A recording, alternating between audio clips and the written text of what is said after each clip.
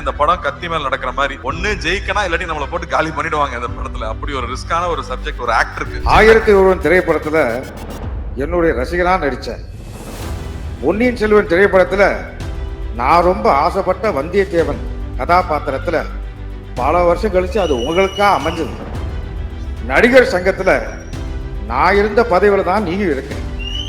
நமக்குள்ள எவ்வளவு ஒற்றுமை பார்த்தியா? என்னுடைய அன்பு தம்பி சிவகுமார், நீங்க என்ன மாதிரி நடிக்க போறீங்கன்னு அவர்கிட்ட சொன்னதுக்கு அப்புறம் அவருடைய முதல் ரியாக்ஷன் என்னவா இருக்கு? முடிஞ்ச அளவுக்கு உங்களை மாதிரியே யார் எந்த உதவி கேட்டாலும் இல்லைன்னு சொல்லாம நம்மளால முடிஞ்சதை செய்யணுங்கிறது உங்ககிட்ட இருந்து கத்துக்கிட்டு தான். அது அப்பாவோட வளர்ப்புன்னு நினைக்கிறேன். தர்மத்தின் வாழ்வதனை சூதுக்கவும் ஒரு படம் பண்ணிட்டு கிட்டத்தட்ட 10 வருஷத்துக்கு அப்புறமா மறுபடியும் தர்மமே வெல்லும்னு ஒரு படம் பண்ணியிருக்காரு. அந்த நல்லதை மறுபடியும் கொண்டு வந்து சேர்த்ததுக்கு உங்களுக்கு ரொம்ப ரொம்ப நன்றி. எனக்கு 1001 அந்த மாதிரி ஒரு அனுபவம் இருந்துச்சு. செல்வராகவன் ஒரு சீன் எழுதியிருப்பாரு. அந்த சீனை புரிஞ்சுக்கிட்டு நடிக்கலாம் ட்ரை பண்ணா ஒண்ணுமே புரியாது. அவரு வந்து எக்ஸ்பிளைன் பண்ணா மட்டுமே தான் அது புரியும். அப்படி நலனுடைய ஒவ்வொரு விஷயமும் வேற ஒரு பேரலல் வேர்ல்ட்ல ஒரு இமேஜினேஷன் இருக்கும். ஸோ அப்படி எனக்கு நலன் கூட ஒர்க் பண்ணது ரொம்ப ரொம்ப சுவாரஸ்யமா இருந்துச்சு. சுதுக்கவும் பண்ணிட்டு அவர் கூட படம் பண்ண போறோங்கிறப்ப ஜாலியா ஒரு படம், இந்த குழந்தைகளை கடத்தலாம் இல்ல அரசியல்வாதிகளை கடத்தலாம், அப்படி ஏதாவது ஜாலியா ஒரு கதை சொல்லுவாருன்னு பார்த்தா அவர் வாத்தியார்னு ஒரு கதையை கொண்டு வந்து கொடுத்துட்டாரு. மறுபடியும் பெரிய சவால்.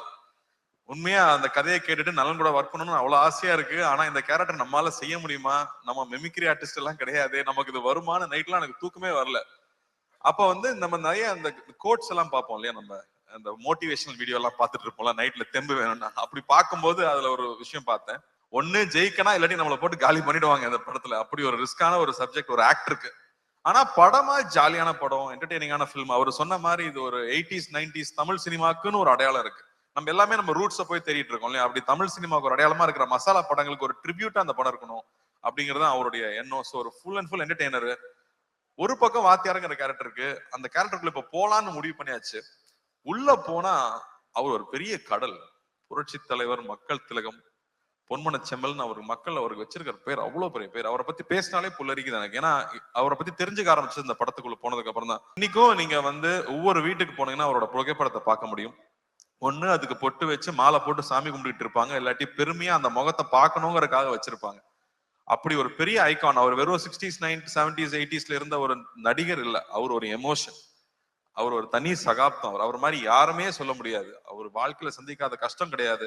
ஆனா அவரு மாதிரி மக்கள் நேயம், அவரு மாதிரி தாராள குணம் அப்படி யாருமே நம்ம சொல்லிடவே முடியாது. அவர் சாதாரண ஆள் கிடையாது.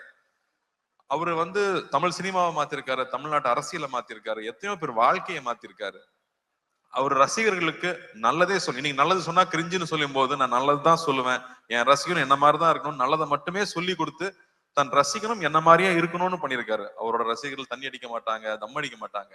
எப்படி அவ்வளவு இன்ஃபுளுன்ஷியலா அவர் இருந்திருக்க முடியும் அவங்கிறது ரொம்ப ரொம்ப ஆச்சரியமா இருக்கு. அவர் பாடல்கள் மூலமா அவ்வளவு விஷயங்களை சொல்லிட்டு போயிருக்காரு. பத்தி இன்னுமே பேசிட்டு இருக்கோம், இன்னுமே அவரை பத்தி பேசிட்டு இருக்கோம். அவர் ஒரு பாட்டுல சொல்லியிருக்காரு, வாழ்ந்தாலும் மறைந்தாலும் பேர் சொல்ல வேண்டும், இவர் போல யார் என்று ஊர் சொல்ல வேண்டும்னு அவரே பாடிட்டு போயிட்டார். தன்னுடைய வாழ்க்கையே மக்கள் பணியா இருக்கணும், மக்களுடைய நன்மை தான் என்னுடைய வேலைனே ஒர்க் பண்ணியிருக்காரு. அதுக்கு முத்தாய்ப்பா நம்மளோட சென்னை சென்ட்ரல் ஸ்டேஷனுக்கு அவரோட பேரை வச்சிருக்காங்க. புரட்சி தலைவர் doctor MGR Chennai central station பேரு. ஒரு நாளுக்கு கிட்டத்தட்ட 400 ட்ரெயின் இங்க இருந்து கிளம்புது. ஒவ்வொரு ட்ரெயின் கிளம்பும் போதும் சென்னை புரட்சி தலைவர் டாக்டர் எம்ஜிஆர் ராமச்சந்திரன் அவர்கள் பேர்ல சென்னையில இருந்து கிளம்புற ட்ரெயின் ஒரு நாளைக்கு கிட்டத்தட்ட 5000 தடவை அவரோட பேர் அனௌன்ஸ் பண்ணிட்டே இருக்காங்க. அப்படி வாழ்றதுன்னா அப்படி எப்பேற்பட்ட வாழ்க்கையா இருக்கும், அவர் எப்பேற்பட்ட மனிதரா இருக்கும். அவரை நம்ம இங்க கொண்டு வந்து சேர்க்கணுங்கிறது சாதாரண விஷயம் இல்ல. சோ தொடர்ந்து அவர் படங்களையே பாக்குறது. இன்ஃபேக்ட் சிலம்பம் கிளாஸ் எல்லாம் போய் ரொம்ப நாள் ஆயிடுச்சு. நான் தெரிஞ்சு இந்த ஷூட்டிங் டைம்ல காலையில 1 hour ஈவினிங் 1 hour ஷூட்டிங் போயிட்டு வந்துட்டு முன்னாடியும் கண்டினியூஸா ஒரு 1 month பிராக்டிஸ் பண்ணேன்.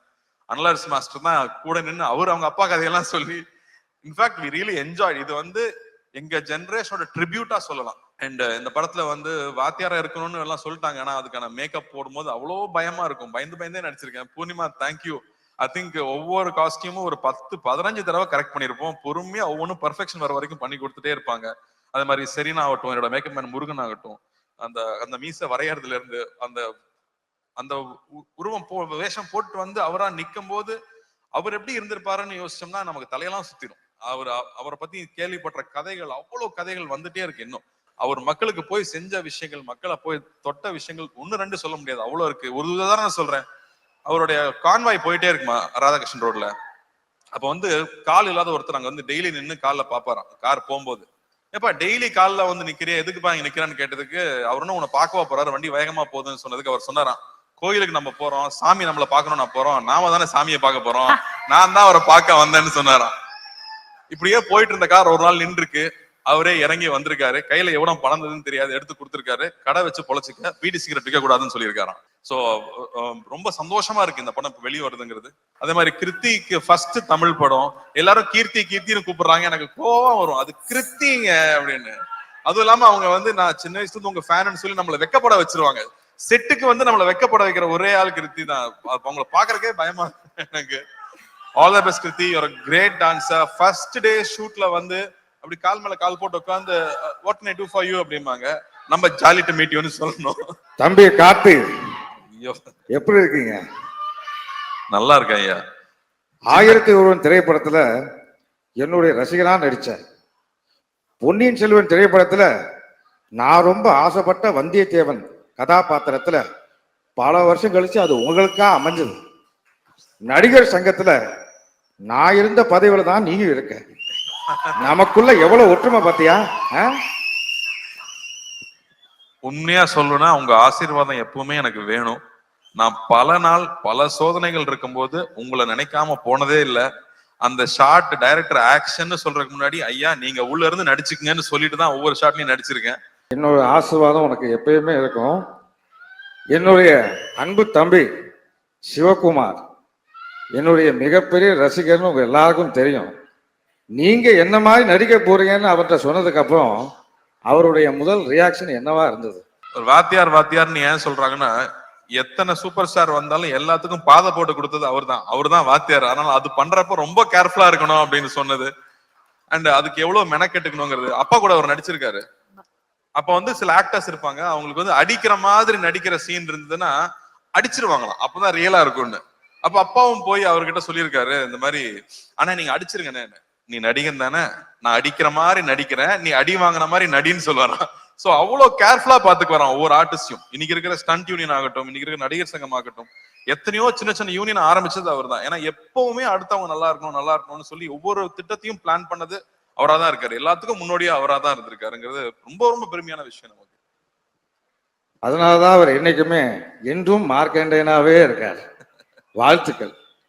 நன்றி நன்றிங்க. அப்புறம் காத்து வாபாதியாரேன்னு சொன்ன உடனேயும் கூப்பிட்ட குரலுக்கு முதலாளா நான் வந்து நிற்பேன்.